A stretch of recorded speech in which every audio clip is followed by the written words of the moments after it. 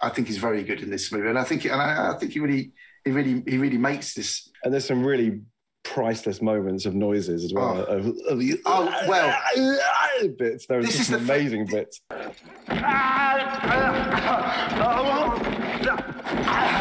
This is the first time we heard the Arnold guttural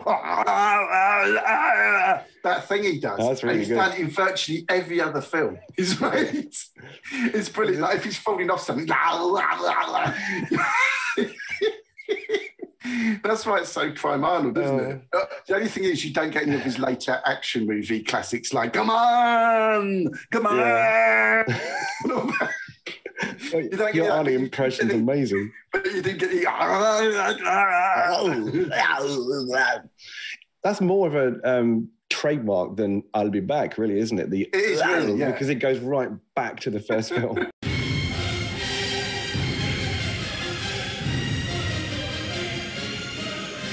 Conan the Barbarian, straight off the bat, it's a film that I love. I believe it is far and away the best film of its genre, the sword and sorcery genre. Mm-hmm. Why do I think that very quickly? Well, because what I like about it is because it's written and directed by John Milius. She's gorgeous. She was a Spanish actress, I forget her name. And I saw her dance, the erotica dance, with a certain kind of sensuality and sort of innocence, and she's quite good. How great she looks. She looks so primitive, and she still looks great. It takes itself quite seriously, it deals with it in a serious way. Thank you. So a lot of films that came out around this time, there's a lot of sword and sorcery type films. The two other sword and sorcery films that most people think of, which is Beastmaster and Sword and Sorcerer. Yeah. Both films I like a lot, but the thing is, they are very much kind of B-movie, quite jokey type of films.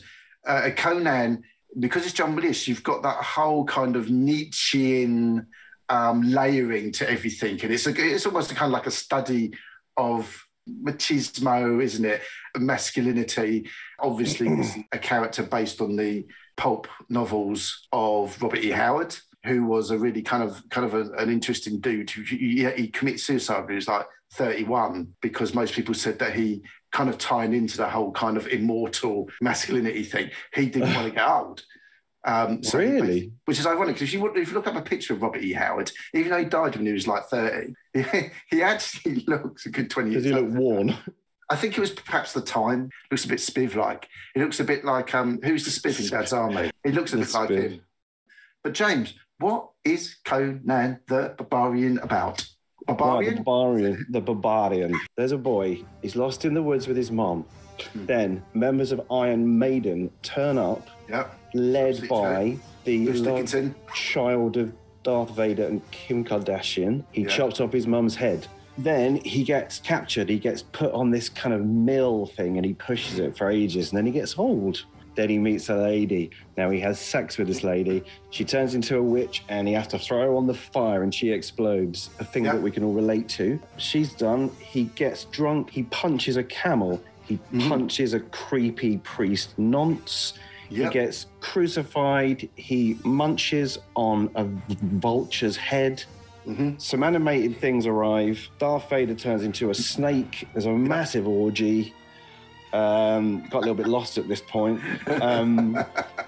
Arnie does a monologue, and then he kills Darth Vader because he says, "I'm your father," and he sets fire to some stone at the end. Now, I tell you what, if you, for some reason, haven't seen this film, don't you dare fucking tell me that doesn't make you want to watch it. So good, make you want to slap on. We knew Arnold Schwarzenegger to some degree already. Where in Arnie's career is this? Is this one of his earliest movies, right? This is his first starring role. What he did is, everyone knows he was like the greatest bodybuilder of his generation, or one of them. He was Mr. Olympia. A famous feud with Lou Ferrigno, obviously went on to play the Hulk on TV. He did Pumping Iron, which was this definitive documentary on bodybuilding scene and everything. And the star of that documentary, as you get now, oftentimes you do documentaries, someone will come out as a star, won't they? Totally. Even if it's someone like, what's his name? The exotic animal dude. What's his name? Come on, I've got everything today. Gary Exotic. No, I can't remember. Anyway, you know what I mean. In that documentary, Pumping Iron, they very much kind of centered on the fact that you had Lou Ferrigno and Arnold Schwarzenegger were like the battling stars, yeah. Arnold was very much the new, cocky, masses of charisma. And straight after that documentary came out, of course, everyone's like, this guy, we got to put him in movies, So there was like, there was a film called Stay Hungry that came out, little Western thing where he had a bit part. Was Hercules a film, or have I made that up? You're thinking of this really weird, low-budget film called Hercules in New York, which had a dubbed Arnold Schwarzenegger as Hercules in it. It wasn't like... Interesting you brought up Hercules, because Arnold Schwarzenegger's hero was Steve Reeves. And Steve Reeves was kind of like the first muscle man, and he played Hercules.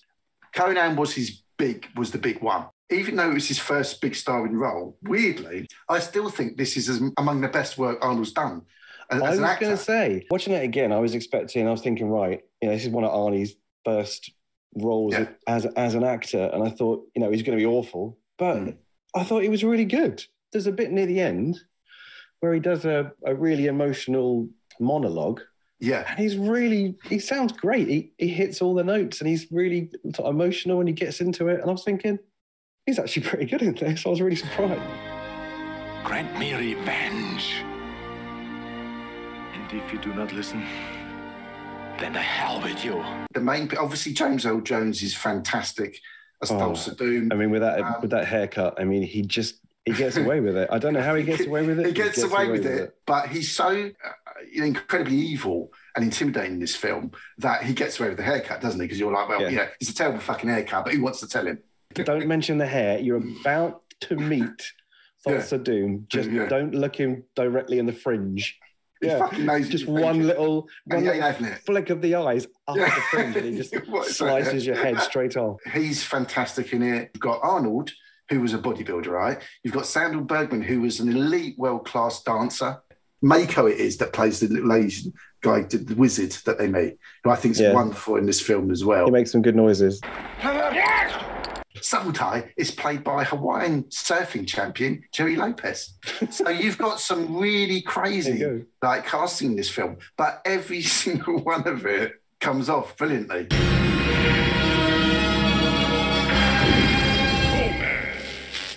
One thing I've got to say, this is a film that's full of moments that you remember, little lines from it we'd use in everyday, things at school. And one of the classic ones was, Thulsa Doom says to him, Thulsa Doom says, listen, mate, I'm not being funny, but you fucked me off and you've cocked up. We're going to pin you to that tree and you're going to learn your fucking lesson, all right? He says, contemplate that on the tree of woe. When I went back into school, I don't know if they still do this in school now, but you'd get the exercise books and he's mark your homework in them, whatever, 5 out of 9 and sort of spin the book out your head. Like that, and they'd sort of frisbee it out your head, wouldn't they? Yeah. It would be more violent if you'd done shit, right? Every time someone got a really shit mark, we'd all go, contemplate that on the tree of woe. When he's on the tree of woe, only Arnie can shear a vulture's neck whilst being crucified. There was actually a real vulture leaning over to me, but then pulling back, and then we picked it up by putting this vulture that just died mysteriously, and I bit into that neck. And the reason why I remembered it very carefully was because right after that, the medics always ran up to me and gave me something to gargle with, because of the danger of getting really, really sick because of this being still a real thing, except it was now stuffed and all that. But I mean, just very primitively done.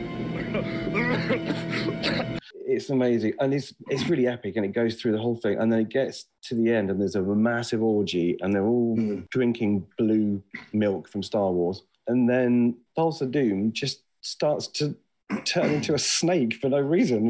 His face just starts to go and push out, and then he's wriggling around, and then Arnie comes in, and they all start slicing heads off. I love that bit. And there's there's really good spilling of blood as well, like real, Like real, sloshing of blood, really good, like a bucket load, not just a squirt. That big cauldron in that scene, he sort of pushes it up, Conan, and pushes it down these elaborate stairs. And that's at that point you realise that there's loads of like heads and hands in there. You know the scene when they break in and the giant snake is there, isn't it?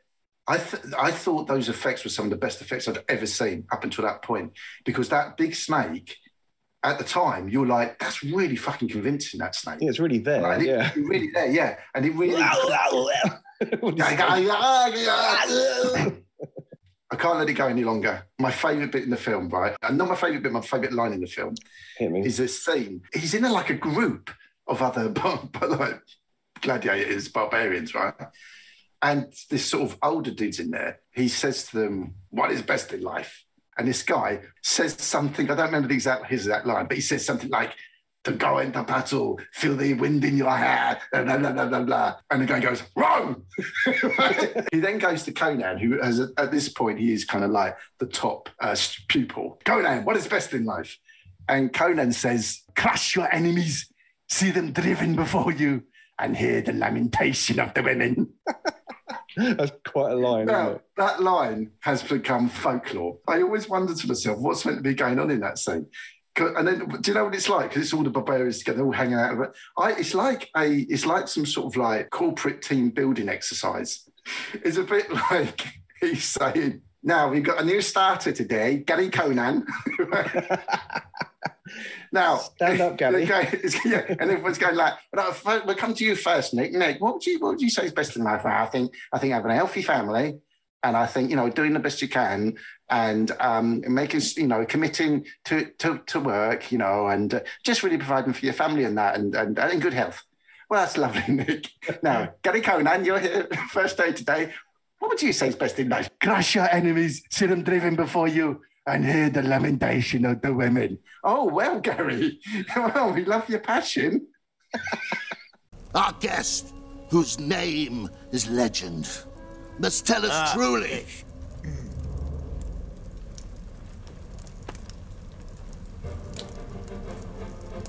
Hot water, good dentistry, and soft lavatory paper. And then in the end, he's on the top and he gets up there to Darth Vader, and they're all there going, doom, doom. And he's going, will you die for me? I don't know what voice that was. Will you die? Oh, I don't know. Oh, shut your face. Oh, don't you know? No, it's Conan the Barbarian by Frankie E. Howard. Oh, shut your face, too. But yeah, no, it all goes a bit nuts at the end. And he's all that. Have you noticed as well? He's all like, you are my son. I am your father. And I was like, it's just bloody Star Wars all over again. How do you round up Conan? I mean, if you haven't seen it, please watch it. It's a magnificent film.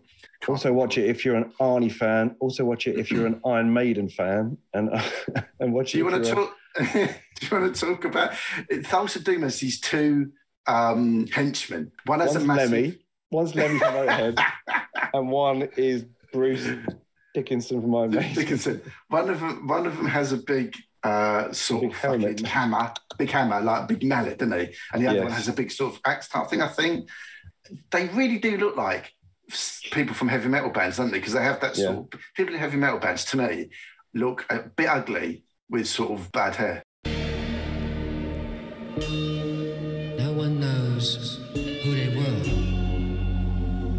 or what they were doing. There's that really good bit where all the animated kind of spirits are everywhere. And that looks really good, that scene. I thought that was nice effects. All sort of hand-drawn, sort of. Yeah, it was. It was, again, you're talking about... They look really good.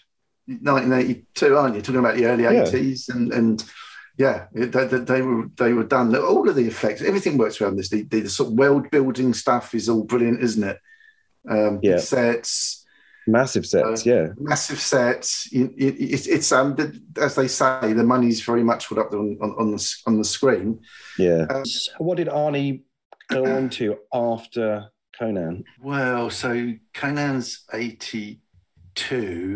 You then hit that initial sweet spot of Arnold, which is Conan, Terminator, Commando, Predator. I mean, obviously, of course, he also made Conan the Destroyer, which... Oh, no.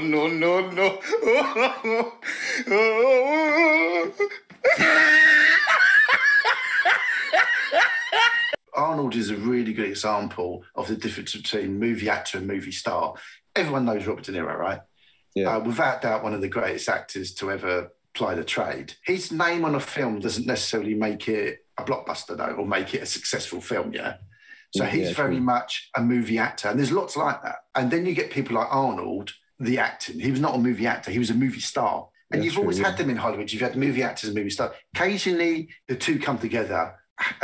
Hanks, Cruise, Ford would be the three great examples of actors that are both great actors, but also massive stars that sell a movie. But yeah, Arnold was like the great example of movie star. I mean, he's almost like Lassie. Do you know what I mean? In that Lassie, Arnie was like Lassie. I mean, that is a comparison.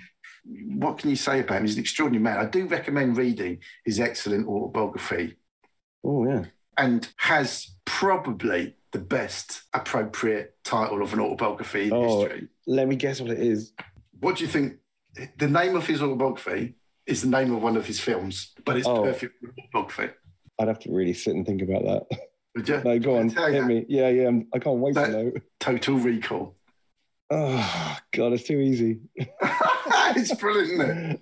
I was overanalyzing it. Oh, I wish I was in that meeting. I did got to think of a title for a film. I wanted to, what can we do with it? Someone's going, what about Total Recall? And it's job done, fucking take the afternoon off, we're going home. Do it, Total Recall.